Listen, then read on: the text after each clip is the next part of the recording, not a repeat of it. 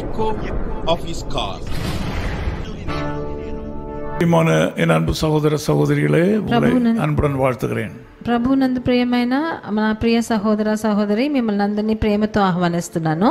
136వ సంగీతం 1వ వచనத்திலே 136వ కీర్తన 1వ వచనంలో கர்த்தரை துதியுங்கள், அவர் நல்லவர் என்று எழுதப்பட்டிருக்கிறது.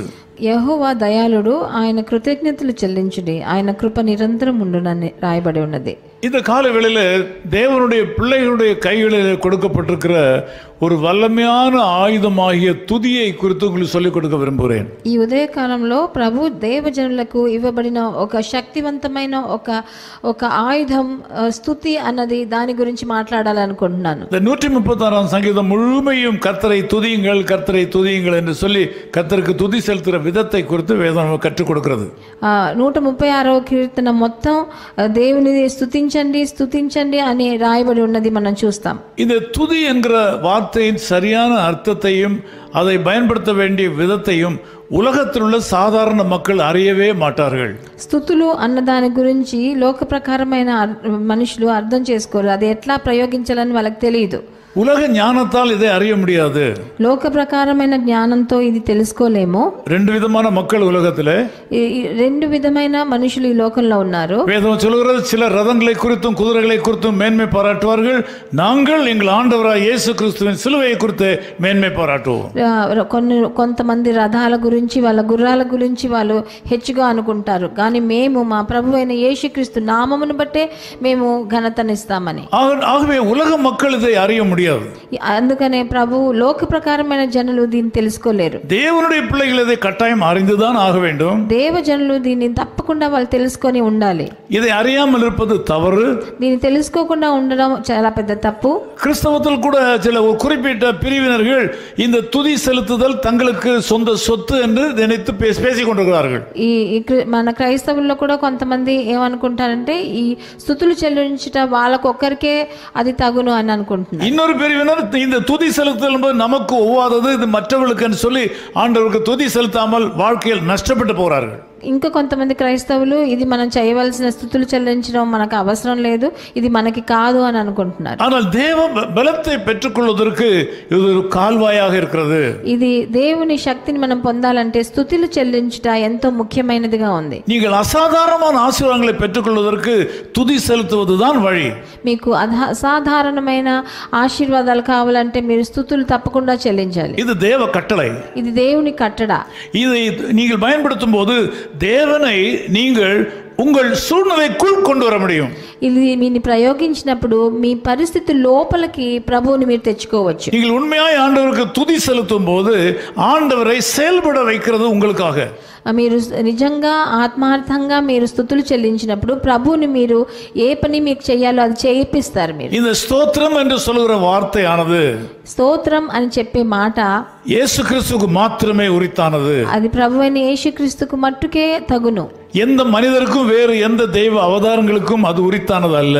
ఏ మనుషులకో ఏ అవతారాలకో దైవ అవతారాలకో ఇది తగదు. நீங்கள் ஒரு நபரை பார்த்து ஸ்தோத்திரம் என்று சொல்லும்போது, ఒక మనిషిని చూసి మీరు స్తోత్రం అని చెప్పినప్పుడు, என்னையா இவர் ஸ்தோத்திரம் ஸ்தோத்திரம் என்று சொல்கிறார்கள், அர்த்தம் இல்லாமல் பேசுகிறார்கள் என்று சிலர் நினைப்பார்கள். మనుషులు ఏంటి స్తోత్రం స్తోత్రం అని అంటున్నారని అర్థం లేకుండా మాట్లాడుతున్నారు అనుకుంటారు. நீங்கள் யாரையாவது பார்த்து ஸ்தோத்திரம் என்று சொல்லும்போது, మీరు ఎవరినైనా చూసి స్తోత్రం అని చెప్పినప్పుడు, அல்லது ஆகாரத்தை சாப்பிடும்போது ஸ்தோத்திரம் என்று சொல்லும்போது, మీరు ఒక ఆహారం తినేటప్పుడు స్తోత్రం అని చెప్పినప్పుడు, அல்லது ஒரு கஷ்டம் வரும்போது ஸ்தோத்திரம் என்று சொல்லும்போது, మీకు ఒక కష్టం వచ్చినప్పుడు స్తోత్రం అని చెప్పి, அது இயேசு கிறிஸ்துவுக்கே உரித்தானதாக இயேசு கிறிஸ்துவுக்கு நாம் చెల్లుகிறது.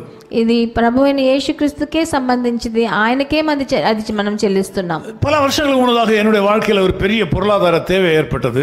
ఎన్నో సంవత్సరాల ముందు ఒక ఆర్థిక సమస్య నాకు వచ్చింది. நான் எந்த விதத்தில் சம்பாதித்து அதை உண்டாக்க முடியாத அளவுக்கு பெரிய காரியமாக இருந்தது. అది నేను ఎట్లా సంపాదించినా అంత పెద్ద రొక్కం నేను తీసుకోలేను. பேங்க் லோன் கிடைக்காமல் போய்விட்டது. బ్యాంక్ లోన్ నాకు దొరకలేదు. நண்பர்கள் யாரும் உதவி செய்ய முடியாத நிலையில் மாறிவிட்டார்கள். నా స్నేహితులు ఎవరు అంత పెద్ద సొమ్ము నాకు ఇచ్చే అంత తాహత్ நான் ஒரு நாள் காலையில இந்த பிரச்சனை வந்தது. எனக்கு மத்தியானத்துக்குள்ளாக ஒரு பெரிய தொகையை ஒருத்தருக்கு கொடுத்தாக வேண்டும். పొద్దున ఒక రోజు పొద్దున నాకు తెలియవచ్చింది మధ్యాహ్నంలోకి చాలా పెద్ద అమౌంట్ లేకపోతే అంత డబ్బులు నేను రెడీ చేయాలని. எனக்கு வேற ஒரு வழியும் தெரியவில்லை. నాకు వేరే ఏ దారి తెలియలేదు. என்னுடைய அறைக்குள் சென்றேன். నా రూమ్ లోకి వెళ్ళాను. நான் ஜெபம் பண்ண எனக்கு வார்த்தையே வரவில்லை. ఆ గదిలోకి వెళ్ళి నేను ఏం మాట్లాడాలో ప్రార్థన చేయాలో నాకు నా నోటంబెట్ట మాట రాలేదు. எந்த வார்த்தையை சொல்லி ஜெபம் பண்ணுவதுன்னு சொல்லி எனக்கு தெரியவில்லை. ఏ మాట చెప్పి నేను ప్రార్థించాలో నాకు అది తెలియలేదు. ஆகவே சரியாக ஏறக்குறைய 3 மணி நேரம் ஜெபிக்க வார்த்தை இல்லாதனால ஸ்தோத்திரம் ஸ்தோத்திரம் ஸ்தோத்திரம் ஸ்தோத்திரம் என்று சொல்லிக்கொண்டே இருந்தேன். నేను 3 గంటల సేపు ఏం చెప్పి ప్రార్థించాలో తెలియకుండా స్తోత్రం స్తోత్రం స్తోత్రం అని 3 గంటల సేపు చెప్పాను. இதை என்னுடைய போதகர் மூத்த போதகர் பாஸ்டர் சுந்தரம் அவர்கள் எனக்கு கற்றுக் கொடுத்தார்கள். నాకు మా సీనియర్ పాస్టర్ అయిన పాస్టర్ సుందరం గారు ఇది నాకు నేర్పించిన. ஜெபம் பண்ண முடியாவிட்டால் நீ முழங்கால் என்று ஸ்தோத்திரம் ஸ்தோத்திரம் என்று சொல்லு என்று சொல்லி கொடுத்தார். నీకు ప్రార్థన చెయ్యలేనప్పుడు నీ మోకాళ్ళ మీద నిలబడి స్తోత్రం స్తోత్రం స్తోత్రం అని చెప్పు అని నేర్పించారు. ஏறக்குறைய 3 மணி நேரத்துக்கு பிறகு 3 గంటల తర్వాత என்னுடைய கதவை தட்டுற சத்தம் கேட்டது. என்னுடைய வீட்டிலே నా తలుపు ఎవరో తట్టారు. நான் கதவை திறந்தேன். నా గది తలుపు తెరిచాను. நீங்கள் ఆశ్చర్యப்படுவீர்கள். మీరు ఆశ్చర్యపడతారు. அந்த நாளிலே ఆ రోజు நான் யாருக்கு నేను ఎవరికి எவ்வளவு பணம் கொடுக்க வேண்டுமோ ఎవరికి ఎంత డబ్బు ఇవ్వాలో அதை எனக்கு தெரிந்த நண்பர் ஒருவர் கொண்டு வந்திருந்தார். అదే అమౌంట్ నా స్నేహితుడు తీసుకొచ్చాడు. அவர் சொன்னார், நான் நீங்கள் இதை வைத்துக் கொள்ளுங்கள், எனக்கு வீட்டில் வசதி இல்லை, நீங்கள் வைத்துக் கொள்ளுங்கள் சொன்னார். నాకు ఇంట్లో పెట్టేదానికి చోటు లేదు, నువ్వు పెట్టుకో అని నా చేతికి ఇచ్చారు. நான் அப்பொழுது என்னுடைய விஷயத்தை இடத்துல சொன்னேன். నేను అప్పుడు నా విషయాన్ని ఆయనకు చెప్పాను. அவர் சொன்னார்கள், நீங்கள் இதை பயன்படுத்திக் கொள்ளுங்கள், మీరు దాన్ని ఖర్చు పెట్టుకోండి అని நான் చెప్పి பிறகு வாங்கிக் கொள்கிறேன், నేను తర్వాత తీసుకుంటాను అన్నాడు. இந்த காசு உங்களுக்கு தான், ఈ డబ్బు మీకే అని இந்த చెప్పాను. பணம் உங்களுக்கு தான், ఈ డబ్బు మీకే అని இதை நீங்கள் பயன்படுத்திக் கொள்ளுங்கள், మీరు ఖర్చు పెట్టుకోండి అని చెప్పి. நல்ல வேளை யாராவது ஒருத்தர் எடுத்துக்கொண்டு போய் விடுகிறது தவிர இயேசுநாதருக்கு பயன்படுகிறது என்று சொல்லி அவர் மகிழ்ச்சியோட கொடுத்து விட்டு போனார். నా దగ్గర ఉంటే ఎవరైనా తీసుకెళ్ళిపోతారు, మీ దగ్గర ఉంటే అది ప్రభు అయిన యేసుక్రీస్తుకి ఉపయోగపడుతుందని నా దగ్గరికి ఇచ్చారు. அதை கொடுத்தவர் இன்றைக்கும் உயிரோடு இருக்கிறார். అది ఇచ్చిన మనిషి ఈ రోజు కూడా జీవిస్తున్నాడు. அவரும் இந்த செய்தியை பார்த்து கொண்டு தான் இருப்பார். ఆయన కూడా ఈ నా వచనాన్ని చూస్తుంటాడు. அன்பு சகோதரனே சகோதரியே, ప్రియ సహోదర సహోదరి, துதி ஸ்தோத்திரம் என்று சொல்லப்படுவது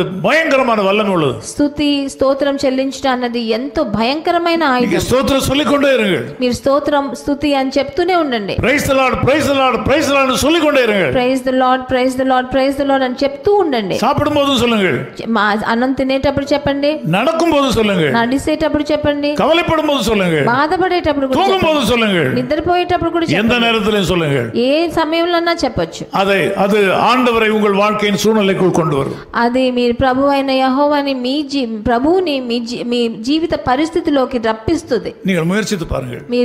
మీరు ప్రయత్నం చేసి చూడండి, நீங்கள் வெற்றி அடைவீர்கள். మీరు తప్పకుండా విజయం పొందుతారు. జెబికలాం. ప్రార్థన చేద్దాం. நேசபிதாவே உம்மை நன்றியோடு ஸ்தோத்திரிக்கிறோம். ప్రియ తండ్రి, మీకు వందనాలు స్తుతులు. இந்த ஜெபத்திலே கலந்து கொண்டிருக்கிற மக்களை நீர் ஆசீர்வதியும். నాతో ఏకీభవించే ఒక్కొక్కరిని ఆశీర్వదించండి. உம்மை துதிக்கிறதை குறித்த ரகசியத்தை இவளுக்கு சொல்லிக் கொடுத்திருக்கிறேன். మిమ్మల్ని స్తుతించుట ఉన్న రహస్యాన్ని గురించి ఈ రోజు உம்மை నేర్పించండి. துதிக்கிற மக்கள் பெருகட்டும்.